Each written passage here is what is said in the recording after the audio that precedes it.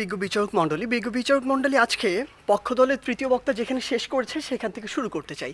তিনি মাত্র বললেন যে ওয়ার্ল্ড র্যাঙ্কিংয়ে পাকিস্তানের 9টি বিশ্ববিদ্যালয় রয়েছে, কিন্তু সবচেয়ে দুঃখের কথা সেটি পাকিস্তানের মতো রাজনৈতিকভাবে এত বড় একটি অস্থিতিশীল দেশেরও যখন 9টি বিশ্ববিদ্যালয় 1000-এর মধ্যে র্যাঙ্কিংয়ে থাকে বিশ্বে, আমার বাংলাদেশের 3টিও থাকে না। আমার বাংলাদেশ এ কারণেই সফলতম হতে পারে না। তিনি আজকে বললেন আমরা নাকি আমাদের যে স্বপ্ন সেটিকে বিশ্বাস করি না। আমরা একটি দেশ নিয়ে যখন কথা বলবো তখন শুধু স্বপ্নের উপরে ভর করে থাকতে পারি না, ওই আবেগ দিয়ে চালিত হতে পারি না।